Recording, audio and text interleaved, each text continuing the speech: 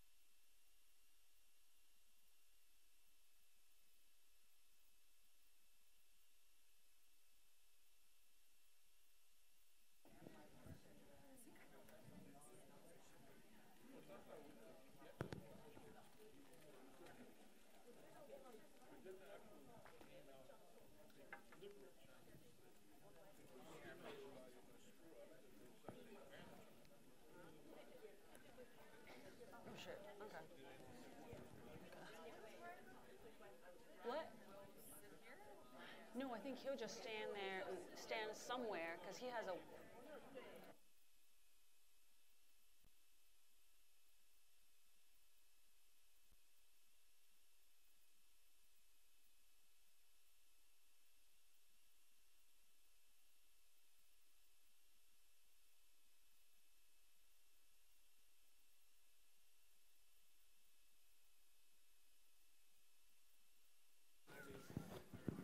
mind if I put this on you? Hey, Bonnie, I'm Brian. How are you? Thank you so much for doing this. Thanks for having me. Such a pleasure. There you are, all set. You can put Okay. that in your pocket.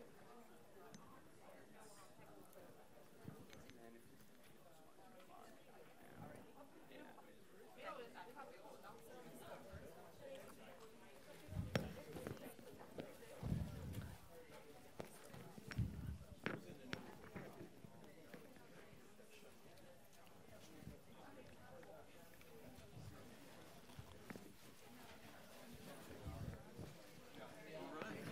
You got everything you need? Good to go?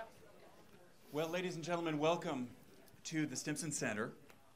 My name is Brian Finlay. I'm the president and CEO here at Stimson, and it gives me great pleasure to welcome you on a rather special day, and I also do so with a rather heavy heart. As many of you know, we lost the Dean of East Asia last week. Alan Romberg passed away alongside his family members here in Washington just last week. This is a big blow to the Stimson Center, of course. Alan directed our work for more than 20 years here at Stimson. He was a mentor to presidents and to interns, a remarkable man whose career spanned both government service as well as service here in the NGO world and elsewhere.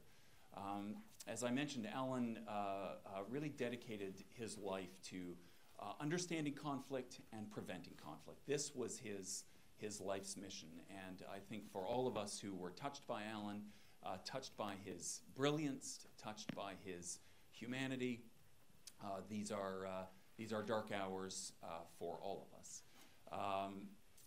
I think, though, that as we reflect, and we've been doing a lot of that, as you can imagine, over the past week, thinking about the contributions that Alan made to us here at Stimson and much more broadly across the policy community here in Washington, it occurs to me that his most lasting legacy really is the individuals he touched and those he mentored along the way, two of whom are sitting here on the stage, our new co-directors of our East Asia work.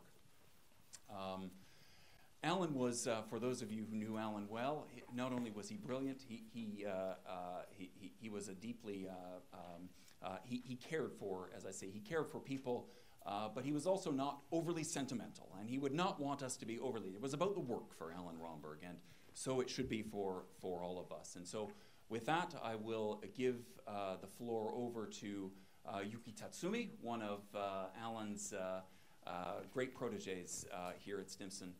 Thank you all for being here, and I give you YUKI TATSUMI. Thank you, Brian. Good afternoon, everyone, and thank you very much for joining us this afternoon.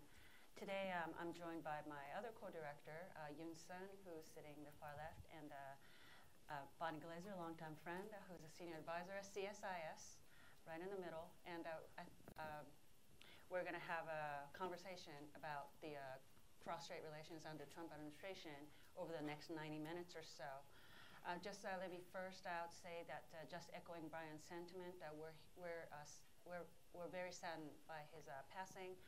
Yun and I both had the privilege to be mentored by Alan for a long, long time. And although we all know that his work and his contribution cannot be exactly replaced by anybody, frankly, because he was really at the national treasure level. But Yun and I will continue to do our best to carry his legacy and torch forward, moving forward. So I would hope that you will all support us in our new endeavor. So today, like I said, we're going to spend a little bit of time talking about the cross-strait relations under Trump administration. There are some interesting turn of events since the Trump administration took office last January. And I have two ladies right here who are going to teach me on the spot about the cross-strait relations in the next 90 minutes. Right next to my left, immediate left, is like I said at the beginning, Ms. Bonnie GLASER, a longtime friend. She's a senior advisor at CSIS. She's a longtime watcher of U.S. China policy, U.S. Taiwan policy, and she's known to most of you in this room. And to her left is my co-director at East Asia Program, Yoon-sun. She also looks at Chinese foreign policy, how China engages the world. And she and Bonnie are probably the two most prominent thinkers and analysts who can actually decipher what's going on in the PRC black box, if you will. So hopefully we all get the very good education today over the next 90 minutes. So with that, first let me turn to Bonnie and ask you if you can provide us your general impression of how Trump administration's Taiwan policy has evolved since its inauguration last January. So the Trump administration's policy toward Taiwan is still evolving. So start there. And may I also start by saying thank you to the Stimson Center for having me. And I want to count myself as among the people who were mentored by Alan Romberg. So it's not just 2, it's 3. We all learned a great deal from Alan, and it's a huge loss to the international community. The Trump administration's policy toward Taiwan is still evolving. Of course, it started off with a phone call even before the inauguration that the president-elect had with President Tsai Ing-wen. But I think after that, when President Trump did reaffirm the one China policy, that what we have seen in the aftermath of that decision has really been a sort of U.S.-Taiwan relationship that continues almost as usual. There have been many continuing contacts that have gone on between the U.S. and Taiwan, many of them, of course, on the military security side that are not public. There are certainly efforts that go on between our officials to strengthen the relationship, to work together with Taiwan, whether it's in the State Department under our global cooperation training framework, or in other parts of the administration. Some of you know that Minister John Dung was just here to talk about some aspects of the economic relationship.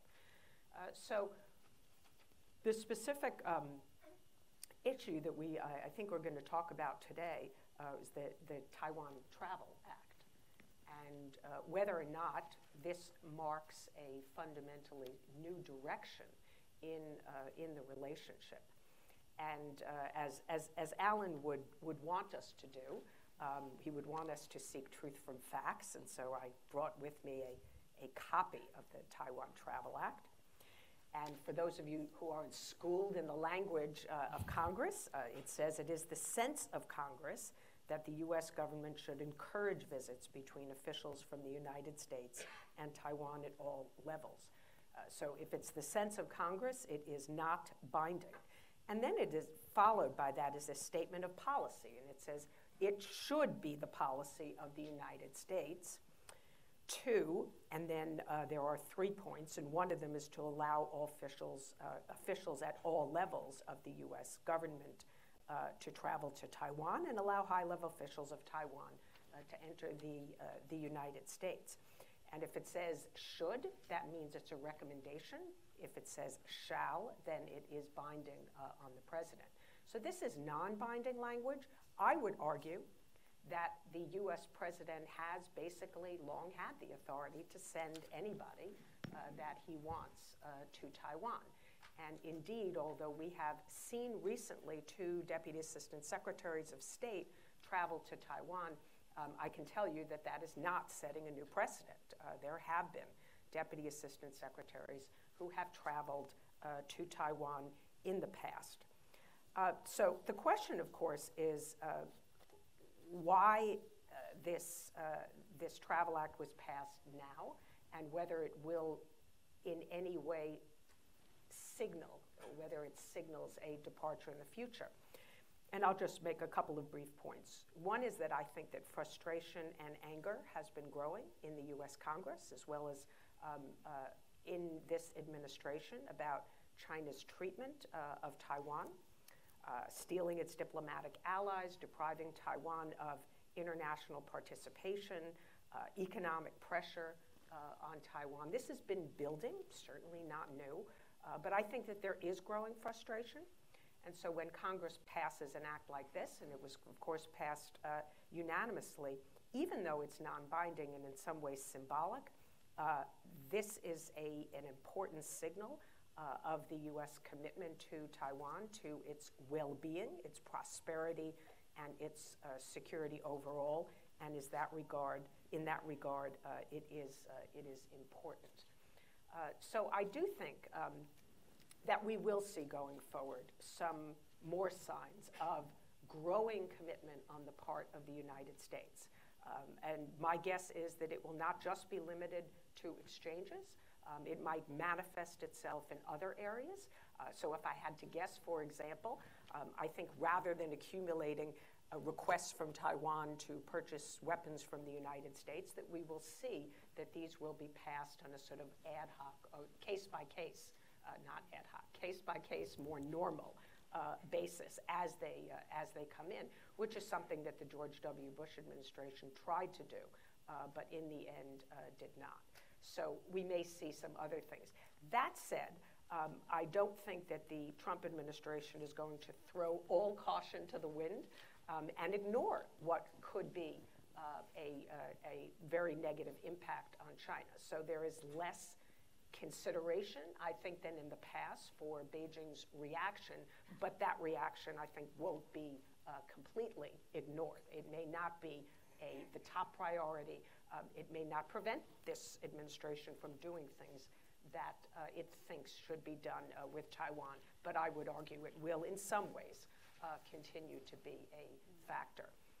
And I would just close by saying, although we started out this administration with the potential for the president to use Taiwan as a bargaining chip, I think that that's unlikely, but we do have an unpredictable president. It's something that Taiwan continues to worry about. It's something that I personally continue to keep in my mind as something that could happen, but in my view should not.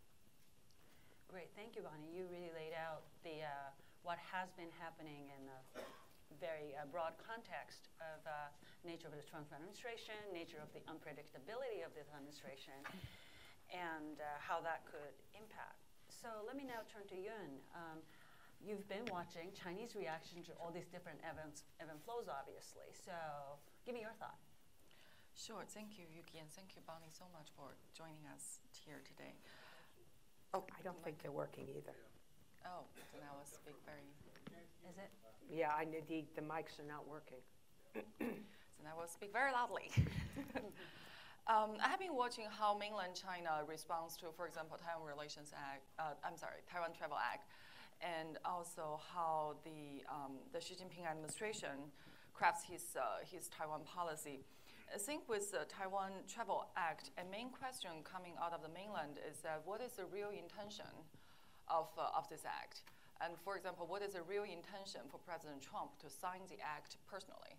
And that question has been raised quite widely, because if the act was going to pass anyway, whether President Trump signed it or not doesn't really make a substantive difference. But he chose to. But so for the mainlanders, that suggests certain policy directions.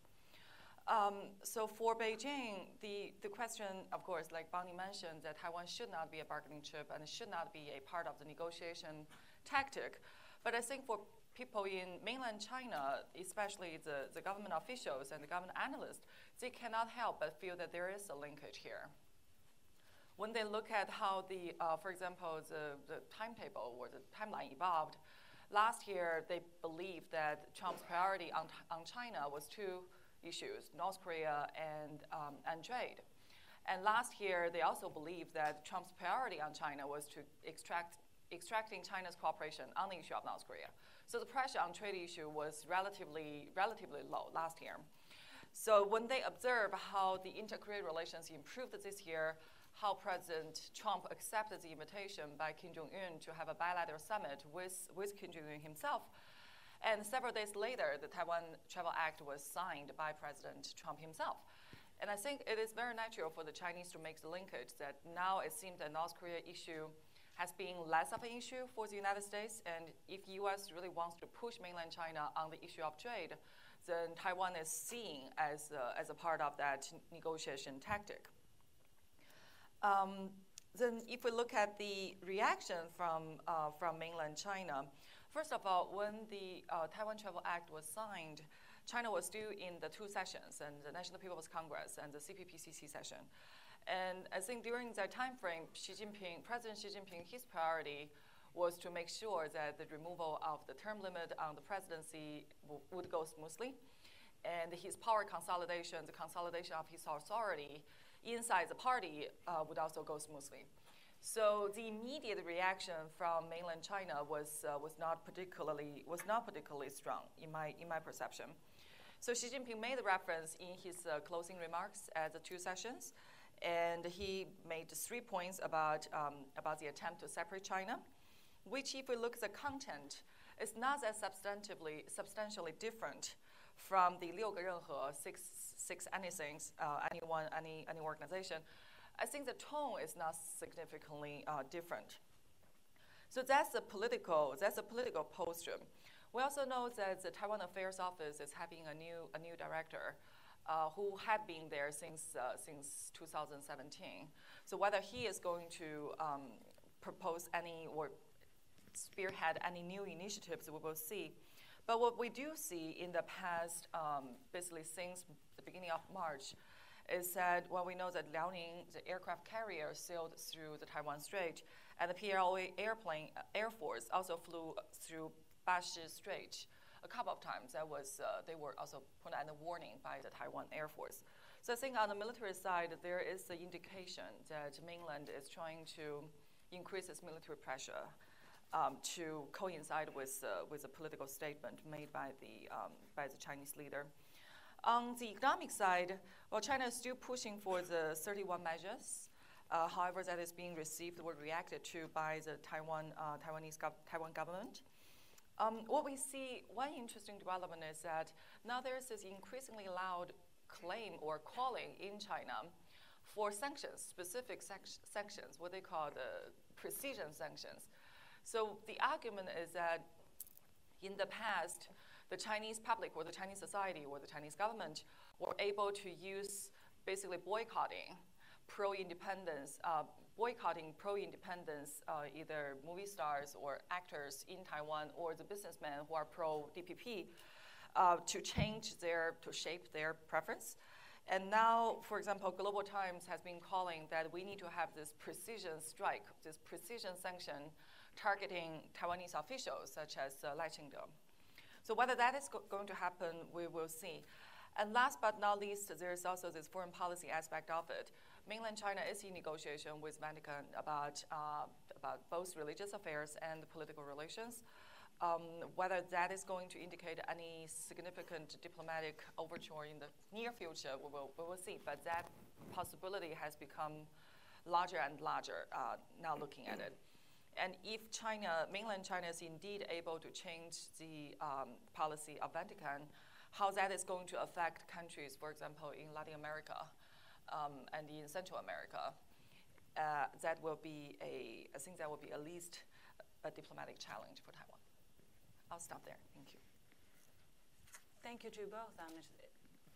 From hearing what Yoon just laid out, it really kind of resonates with what Bonnie started out with, which is the increasing the pressure on Taiwan from all different directions from the mainland, and perhaps the growing sense of frustration within the U.S. government, Congress, and probably beyond for long-time observers of these issues.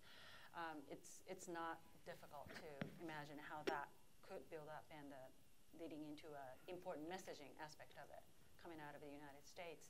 But Bonnie, just before moving to the audience, do you have any reaction to what Yoon just said? Just very quickly. And then I'll open the floor. Two things. One is that there's an interesting debate going on about whether Xi Jinping's remarks, particularly at the 19th Party Congress, suggests that he will push for reunification as part of his legacy, which now that we don't know how long he's going to be in power, that could be many years, But the real question is there greater urgency? You know, is he going to actually revise his approach? And so far what I see is a fairly consistent, the soft hand is softer, the hard hand gets tougher, and the 31 measures I think is an example of that. You point out the enhanced increased military activity around Taiwan, and although yes, I think that China is always trying to signal that it has capability and that it wants to deter Taiwan from moving in the direction of independence. At the same time, I would say that the PLA has to exercise. If the Liaoning is going to leave port, it either goes on the east side of Taiwan or on the west side of Taiwan. And the air activity, by the way, it's around South Korea, it's around Japan. Navy ships are China's developing a capability to project power.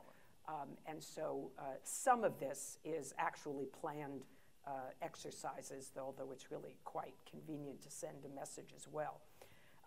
Xi Jinping has not moved away from the policy of seeking peaceful unification.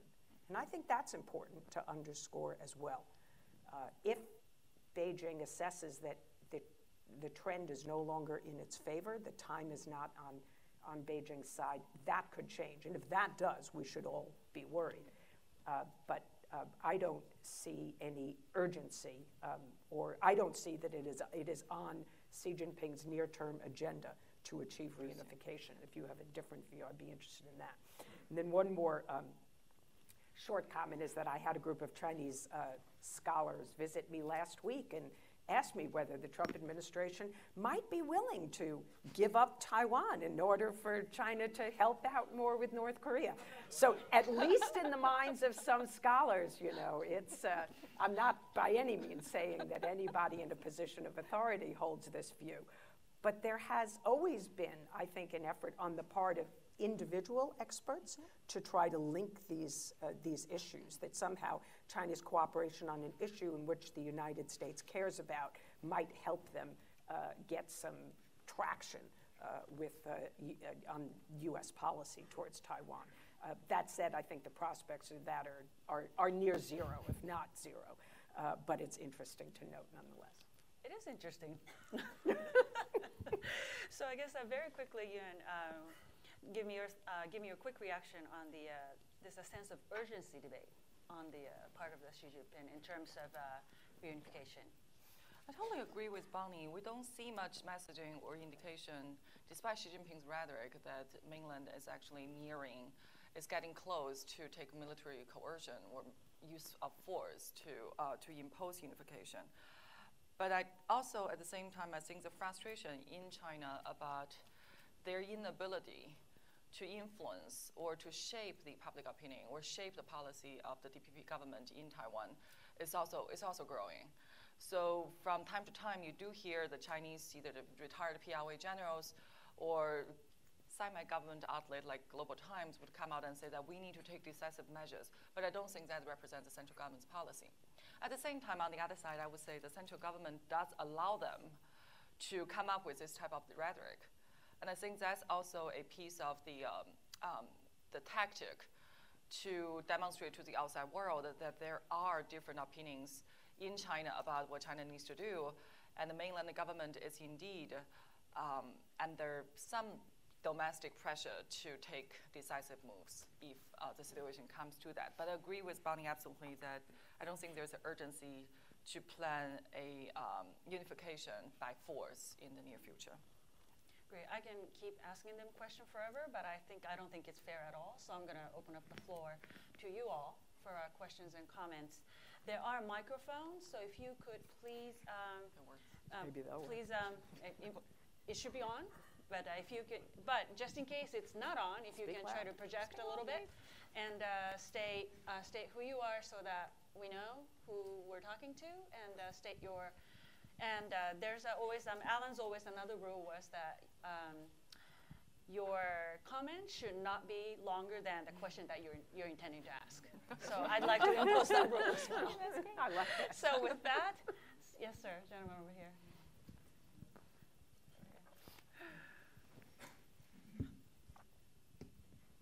I am Garrett Van der Wees, former editor of Taiwan Communique. Thank you very much for the discussion here. I wanted to come back to one point that Bonnie made in the beginning, whether the Taiwan Travel Act is binding or not. There's still quite a debate in the academic community. Professor Julian Guo from Hofstra University wrote a pretty big article basically saying it is binding, and the reason is that it started out as a House resolution, Senate resolution, not as a Senate or House concurrent resolution. The concurrent resolutions are indeed non-binding, but the origin and the character of the legislation itself is binding. It is a law of the land signed by the president.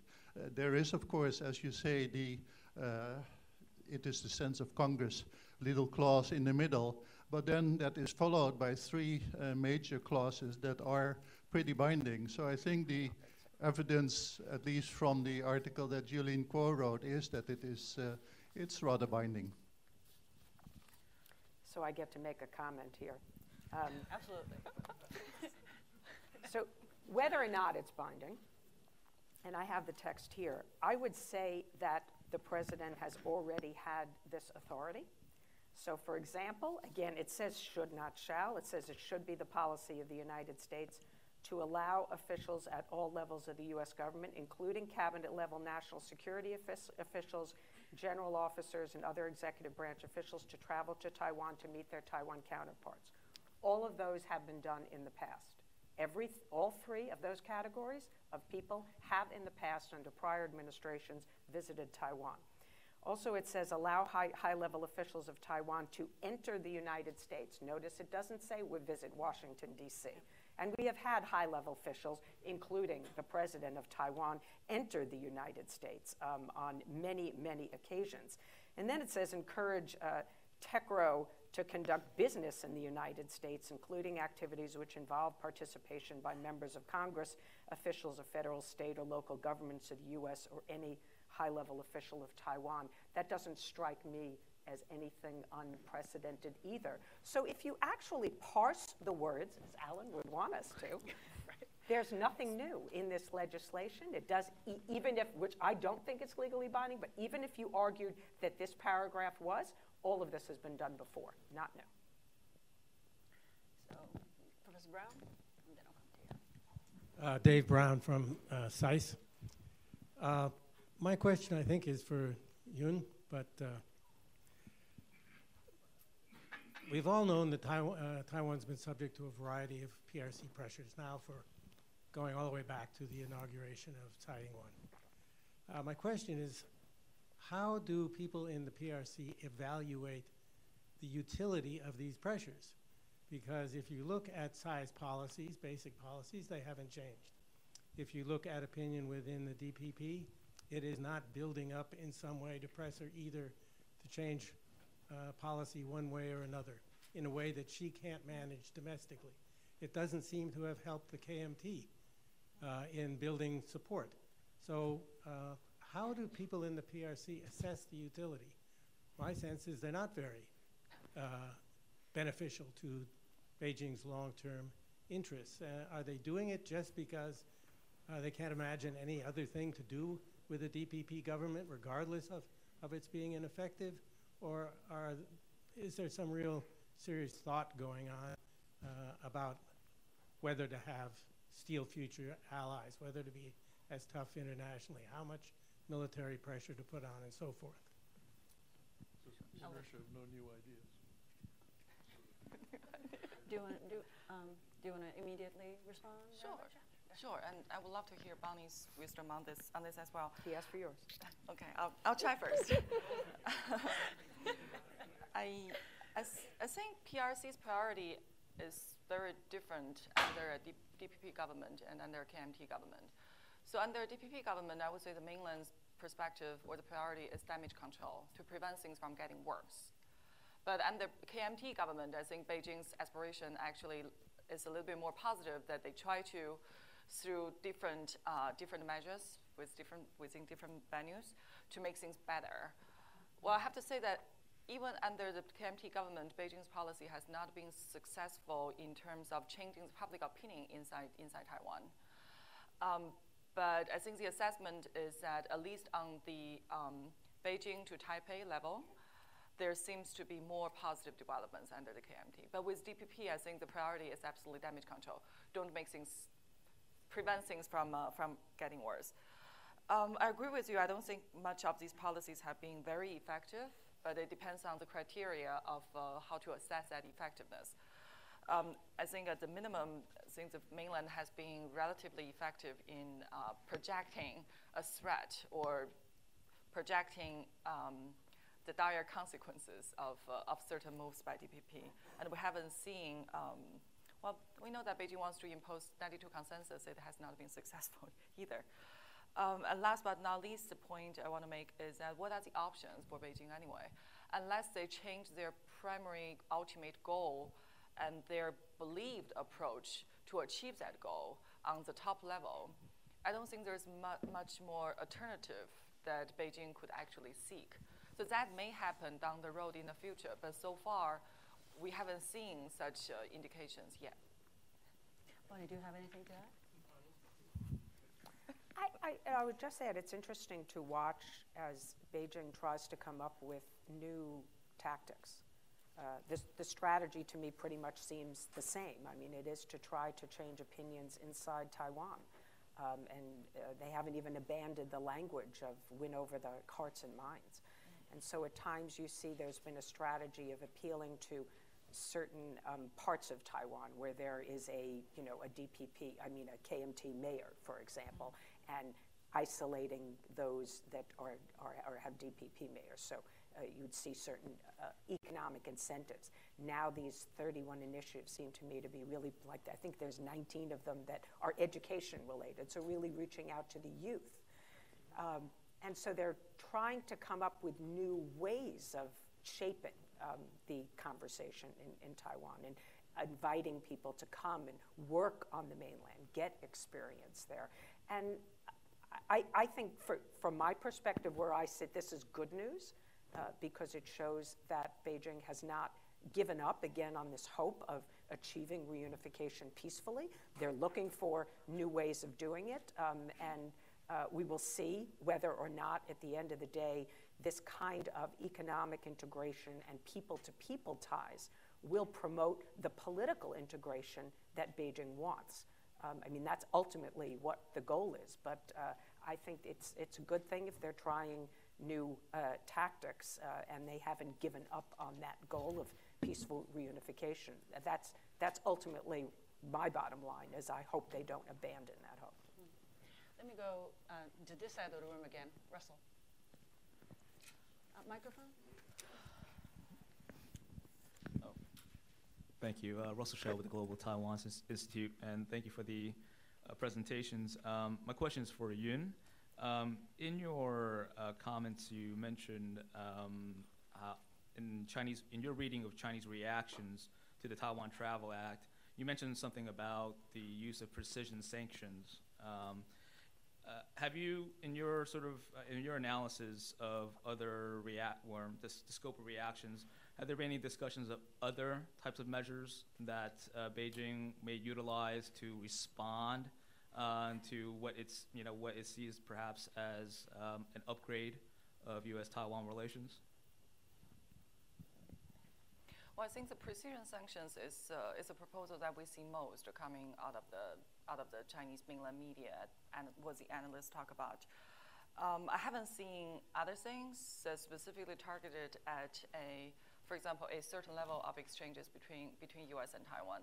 But on that, I think the mainland is probably on a wait-and-see mode, that they want to first observe how Taiwan is going to utilize that Taiwan Travel Act to its own benefit, or to craft its own policy, then respond to it. But I could be wrong on that. I will add one thing, at least, that I have seen. There have been, and again, this is probably Global Times, not authoritative, but there have been proposals that U.S. officials who visit Taiwan should not be allowed to go to the PRC. That could work with some people, but ultimately, I think is not going to work going up the chain. But ultimately, so I agree with Yun that I think Beijing is is really worried about what Taiwan does and how Taiwan might be emboldened from its perspective in, pursuing measures that would be objectionable to Beijing. So when I've talked to some people from mainland China, they have said to me, we really don't care very much about who from the U.S. goes to Taiwan. It's really about Taiwan's officials coming here. And it's about three people. It's about the president, it's about the Minister of Defense, and the Minister of Foreign Affairs. Now, some of these officials, of course, come here under different auspices anyway. But I think they're really worried about the slippery slope, not so much about a Deputy Assistant Secretary of State going to Taiwan. Chris. Thanks, Russell, for that great question. Because I wanted to home in on that, and Bonnie, I wondered about arms sales just quickly, and then this. I've always said for 40 years that the U.S.-Taiwan thing, it's a classic example of God save me from my friends sometimes. Here in D.C., there are always people pushing things that, if it could happen, it would be great, but it makes more trouble than not. And I think definitely visits and who gets to visit and where, and then arms sales, what actually gets sold, that really falls into that Truman's trap. Watch out when you're trying to help. Let's really think it through. So with that in mind. And also let me say, Alan's passing was a real blow for all of us. So it's a tough day Wednesday last week. Wow. Anyway, about the levels. I don't remember Secretary of Defense going to Taiwan. You mean from the U.S. to Taiwan? Yeah. No, of course Okay, I misunderstood you because you earlier said that the people of all levels have done it in the past. There's nothing new. So no, maybe I said the wording in the legislation says high levels. It doesn't say Secretary of Defense. Right. It might be useful to talk a little bit about what red lines would be in place for what official. If you send a cabinet, what kind of cabinets? What kind of things should we be looking for to judge if they really are trying to meet the spirit of this congressional and what we've all kind of hoped for Taiwan, which is higher level of things. So maybe we could talk a bit about that. And on the arms sales, I had an interesting meeting last week with a visiting Taiwanese think tank who actually got mad at me when I said, geez, you guys couldn't afford F-35s even if we sold them to you. What's this about? And his reaction was, that's our business, not yours. And so I apologized. I understand that. But, if you're going to have a big fight about F-35s and get everybody bent out of shape, what's the point when everybody knows the LY won't fund it? So maybe we need to talk a bit about what weapons sales the Trump administration should be looking at that would be useful and not just create a mess that could explode in other ways. So thank you. 2 questions. And thank you, Yuki, as always. Bonnie, would you like to start? And then Sure. Javier add. So your first question, I think, is a very useful one because I think that the United States has always sent officials to Taiwan to do the business that we do with Taiwan, which is huge, right? Whether it's global health, whether it's environmental issues, economic issues. So we do a lot of work with Taiwan, and sometimes things can be done at lower levels, and other times, just as with any party or country that you're dealing with, you have to kick things up to higher levels in order to force decisions. And so I think on occasion, yes, you might need a higher level official to go. Now, if we raise the question of cabinet officials, we've had the last one that went with was the administrator of the EPA, the Environmental Protection Agency. Prior to that, we did not have a cabinet level official go to Taiwan for 14 years.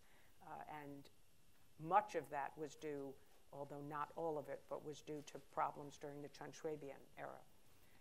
I fully expect, and we have seen this reported, that there will be a cabinet level official that will go to Taiwan in June for the dedication of our new AIT building. But is that cabinet level official likely to be from the Defense Department, or the State Department? I think the answer to that is probably no. But we do a lot of really meaningful work and business with Taiwan, and some of those officials could well go, although every time you turn around, some cabinet-level official is being replaced, and that makes it more difficult to actually find one that's still going to be there in June to go to this dedication of the building. We've lost quite a few already. But I think that is likely to be the case. And it's to celebrate the dedication of the new building. But personally, I doubt that this administration is going to send a high-level official to Taiwan with the sole purpose of provoking Beijing. Right? I mean, that just doesn't make sense to me. On the arms sales, to some extent, it is up to what Taiwan wants to ask for. And how they want to spend their money. And there are people in Taiwan's legislative yuan who will tell you that if the U.S. were to sell a very expensive weapons platform, that they would come up with a special budget. That said, I think that the U.S. is having a very good conversation with Taiwan and has been for a number of years about how to strengthen its defense capabilities and how to focus on the acquisition of capabilities that are asymmetrical and innovative.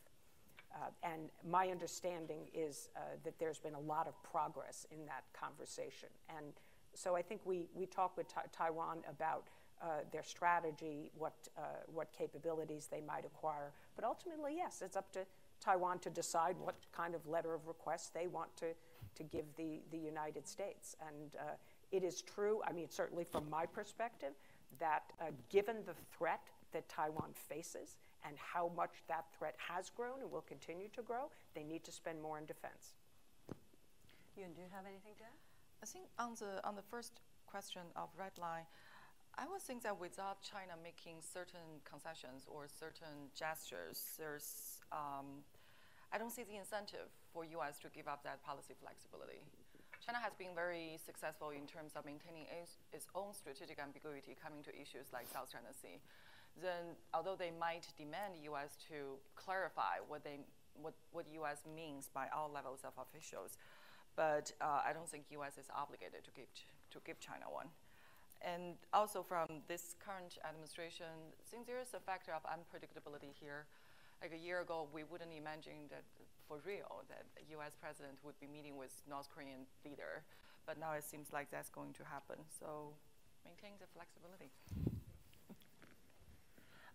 Lady on the front, far end of the room. Thank you. I'm Priscilla Clapp from U.S. Institute of Peace. How does Beijing's treatment of Hong Kong, or management of its relations with Hong Kong, relate to the course of reunification with Taiwan? And actually, if you can pass the mic to the gentleman right next to it, if you can just hold for the reply before, then you have the floor. You want to go first? Just not very well. No, I'll let you take the lead. I think, in short, China has a policy of one country, two systems. It has not abandoned that policy for Taiwan, but it has not implemented it. But that's what it holds out as a goal. And as people in Taiwan have observed how that policy has been implemented in Hong Kong, they want it less and less, and they didn't like it in the first place.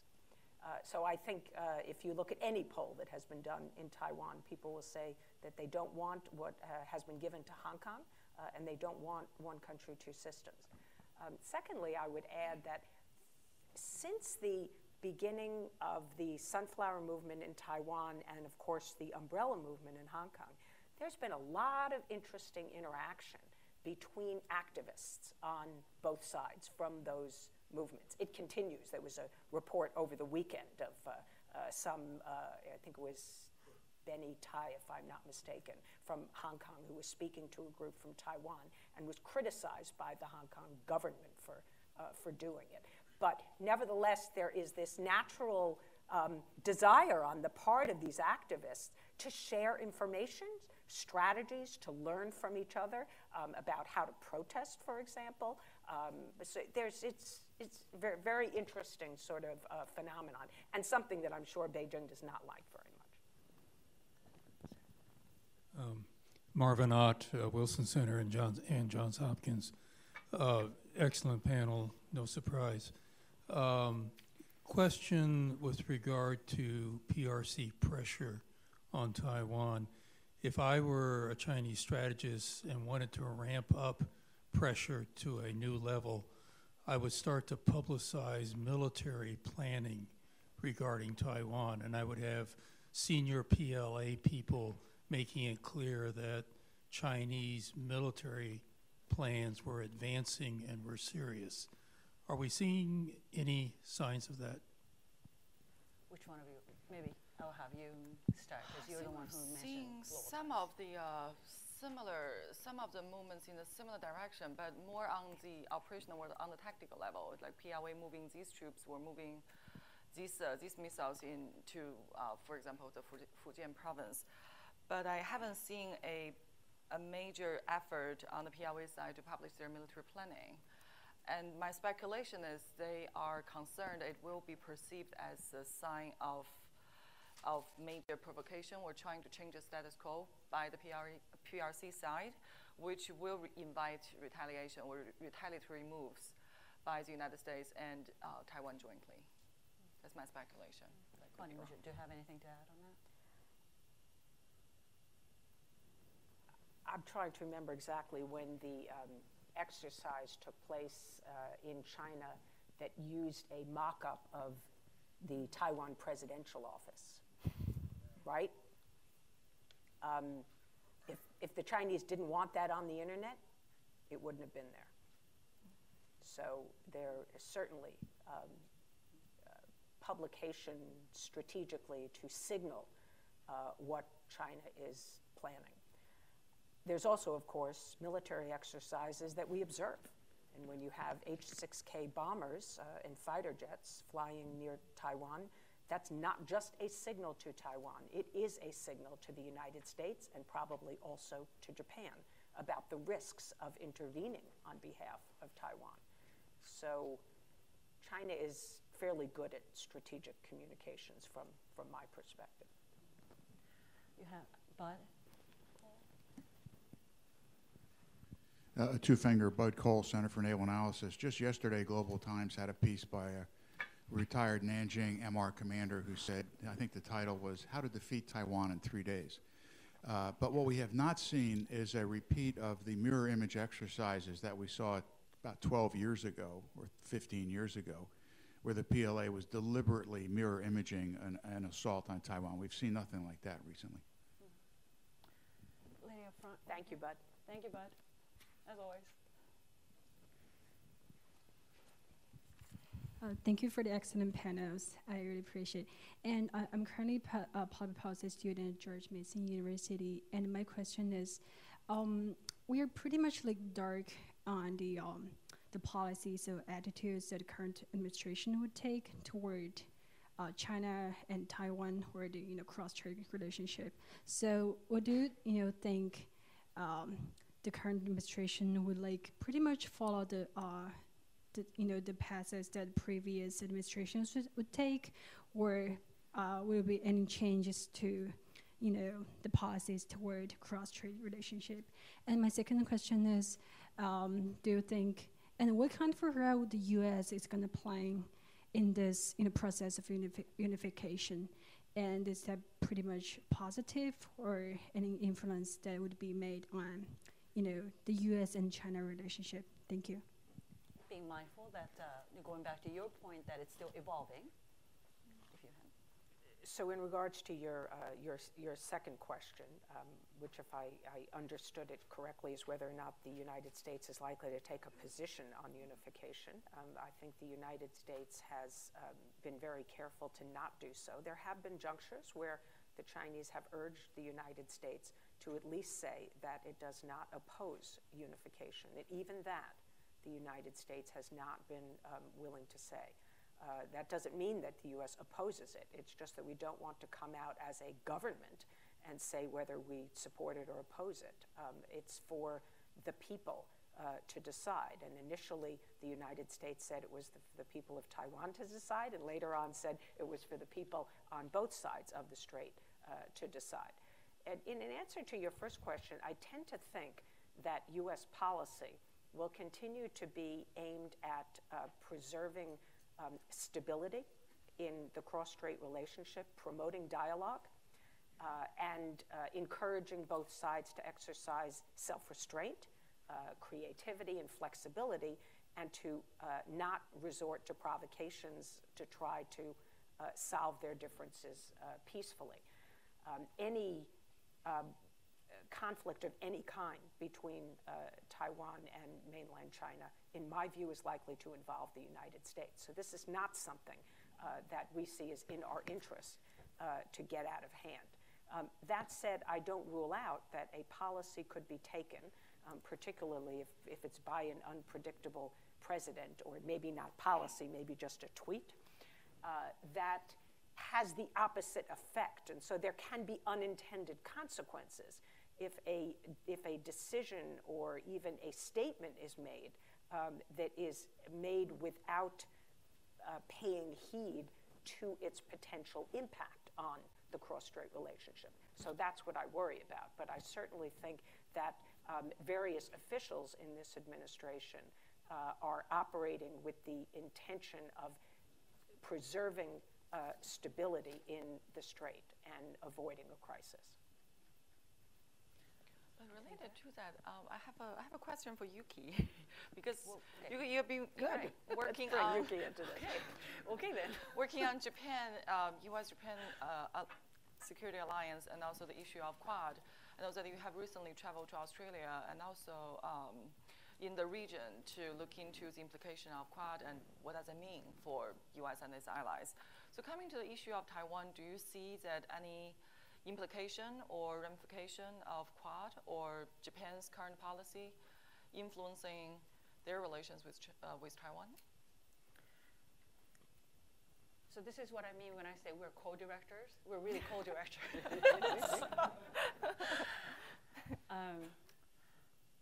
I think from Japan's perspective, its bilateral ties with Taiwan per se does not come into the broader conversation about Quad. It is really more about networking formal treaty allies of the United States with that encompasses Indo-Pacific region. That said, though, I do think Taiwan remains to be a very important partner for Japan. Japan also does have a lot of interactions with Taiwan on many different levels. Many of them, very similar to the United States, go very quietly. But for instance, when Taiwan had the earthquake, it was Prime Minister Abe who put up,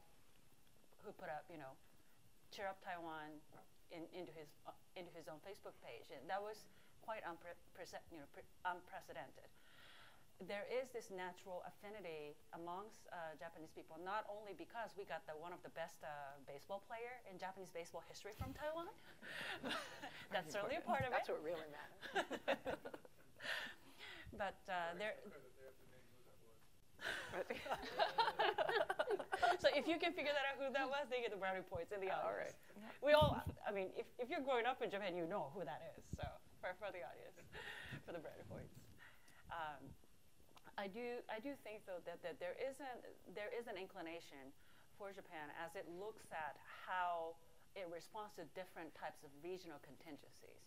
And of course, although we'd like to prevent something, see something like that not happen, something that involves Taiwan and the United States, it's one of the regional response that Japan needs to contemplate. No matter how likely that is and how unlikely that it prefers to be. So yes, I mean it is in one sense it is an important part of Japan's defense policy thinking, but it kind of almost has a very kind of special place for it because again Japan is much closer to mainland China as well, so it really has to calibrate what it says, what it does very carefully on this issue as well.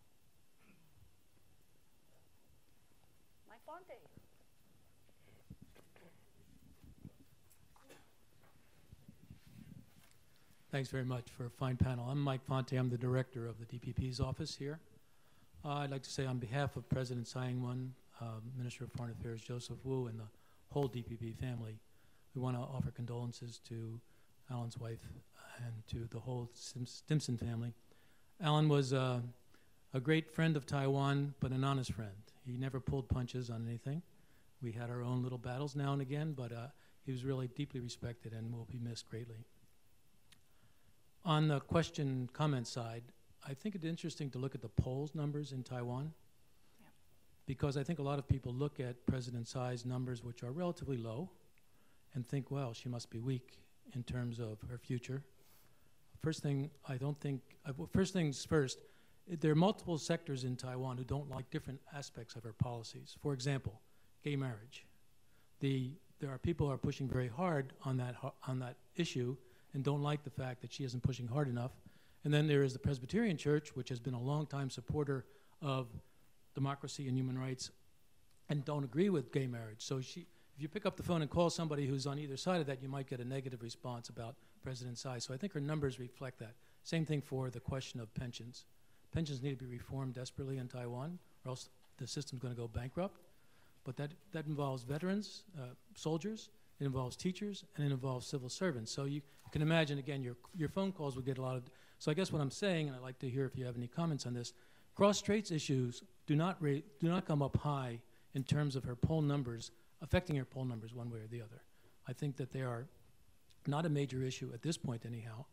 There are, of course, some members of the KMT family that would be concerned about that. But I'd like to know if you have any thoughts on that, because I think that's really an interesting thing. People think that she may be very weak at this point. I don't think that the polls hold up that issue.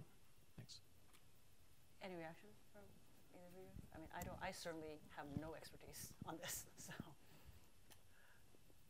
It's difficult to determine, I think, whenever there is an election in Taiwan, where that cross-strait issue fits on the agenda. I think it's always a factor to some extent, but certainly in the local elections, which we'll see in Taiwan this year, less relevant, absolutely. I don't know if when we get to the next election in 2020, whether it will be a bit higher. I doubt that it will be the #1 issue for many people who are going to the polls, but it might be nevertheless somewhere on their list if they think that there has been a deterioration in that relationship that has affected maybe their family, maybe even more broadly Taiwan. There are certainly people in the KMT for whom this is the #1 issue. But I have to look at the polls, and of course you know as well as I do that some of the polls are more reliable than others. But it could also change, right? I mean, we're not going to see a presidential election until 2020. And even though that cross-strait relationship is stable today, if there is retaliation against Taiwan, for example, for the Taiwan Travel Act, and by the way, Beijing's punishment, as you know, generally goes to Taiwan, not to the United States for things like that. That could end up setting things in a negative direction. It could make the issue a bit more prominent than it is today. So I think I agree with you in general, but it doesn't necessarily tell me what's going to happen in the next election, except in the local elections where I think this isn't a big issue. Yun.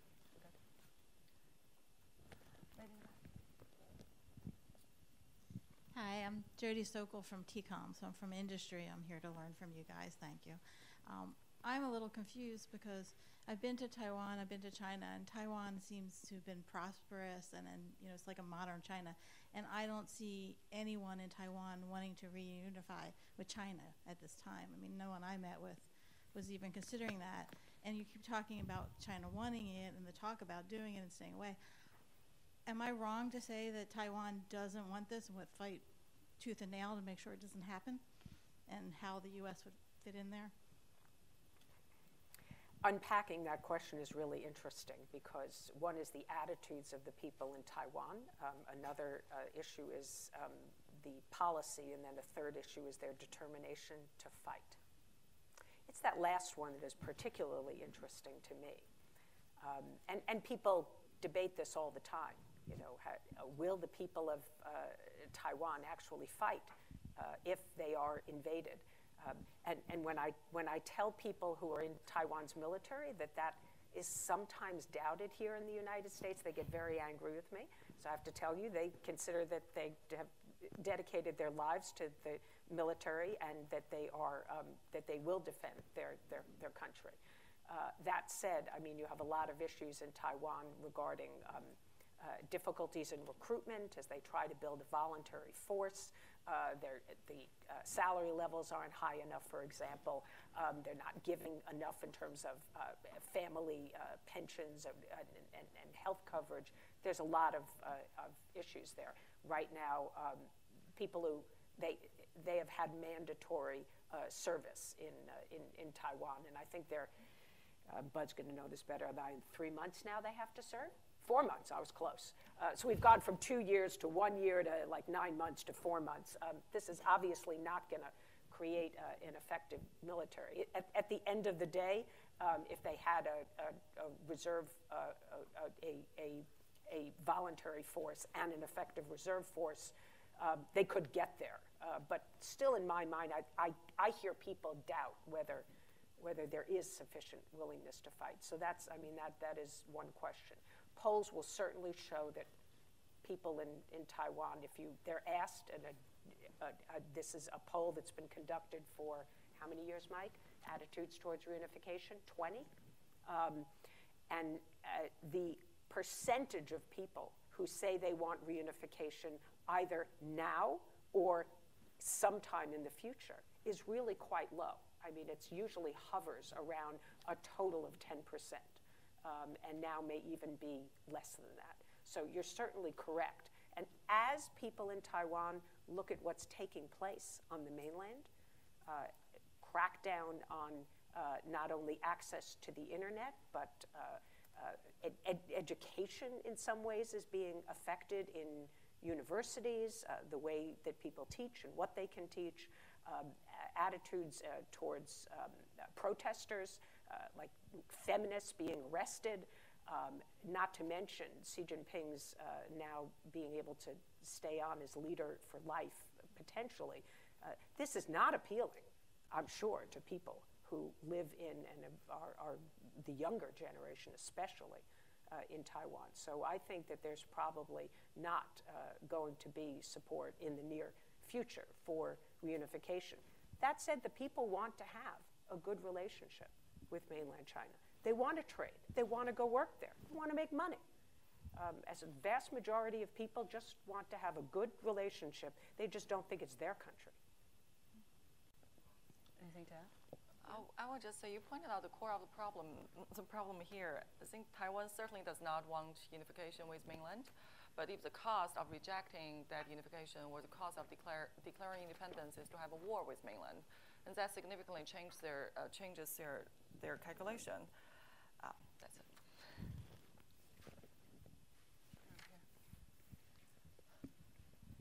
Hello, thank you. I'm Kuba Vizhnevsky from the Reischauer Center, and building off of the last question, you mentioned that the PRC has these 31 initiatives reaching out to China. It's making efforts through education to reach younger Taiwanese.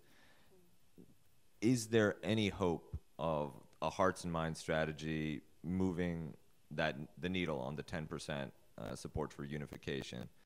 And if not, in the current context of Xi Jinping extending his cadence in office and crackdowns all across civil society in China, what would it take in terms of a changed message or a changed demonstration effect from the PRC to potentially affect hearts and minds in Taiwan? You start.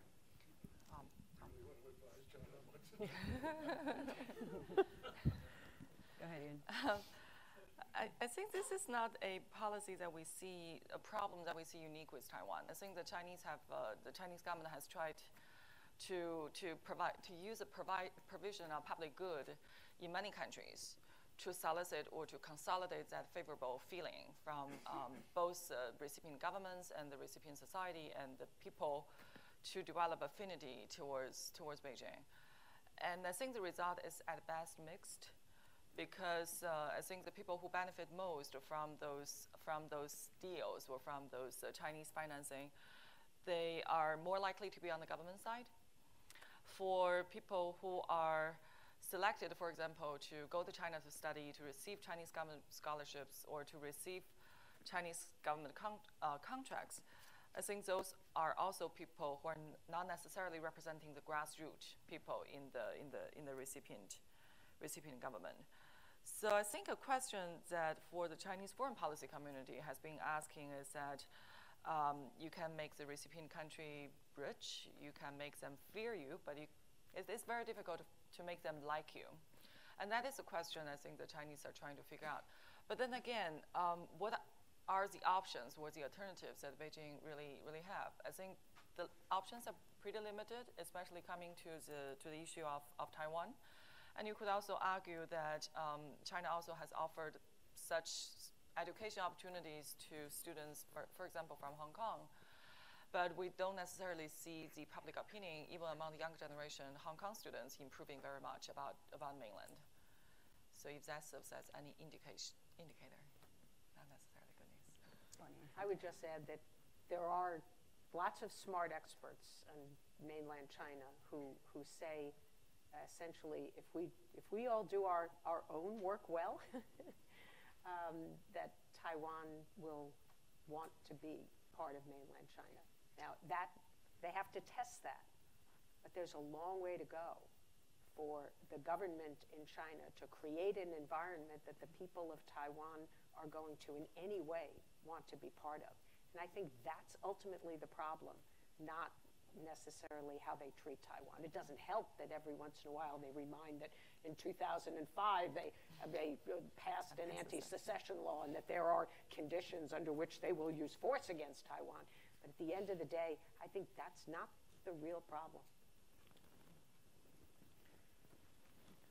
One last question.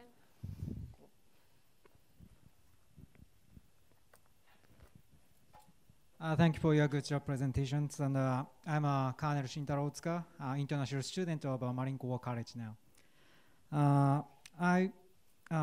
So Bonnie, at the beginning of this session, you stated the policy for Taiwan of the U.S. is still evolving.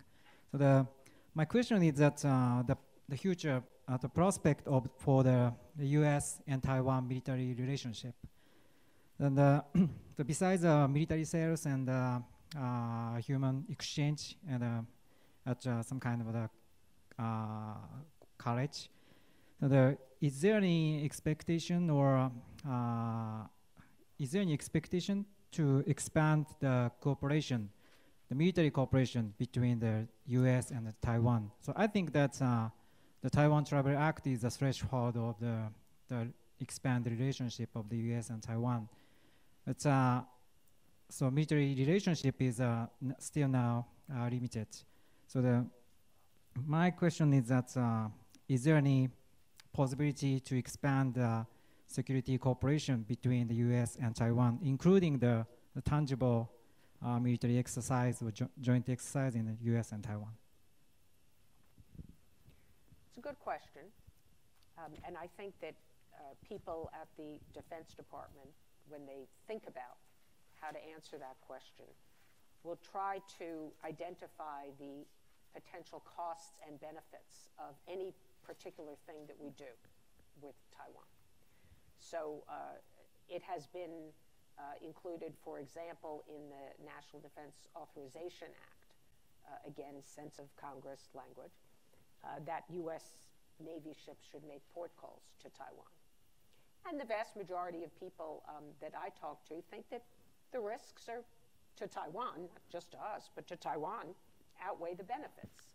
And I believe that our AIT chairman James Moriarty has said that publicly from his point of view. In fact, I think he may have even said it would be dangerous. There are other things that we could do. I think Professor David Brown in your article suggested that maybe when we send a representative to the annual Hanguang exercises, we have always sent a very senior but retired military officer. So one question that could be asked is, what's to be gained? Is there a need for having a flag officer, active duty, who might be an observer? Would that make a difference in terms of our ability to help provide input, feedback to that exercise? It's a reasonable thing to ask, but we have to think clearly about what are the risks, what are the benefits. Joint training is something that I know Taiwan's military has wanted. They would like to have, particularly the Navy, would like to have something like a search and rescue exercise. And again, we should look at what are the risks, and then what are the benefits, and maybe some of these things are things that we should do going forward, or maybe when we make that assessment, maybe we'll decide that the risks are too high, or the benefits are just are too limited. But asking those questions are important. Anything to add? I don't know. With that, I would like to thank, first of all, both of you for this wonderful educational program. Certainly for me, I hope you find their comments and thought as thoughtful as I did. So if you can join me in thanking my colleagues up here. And thank you very much for coming.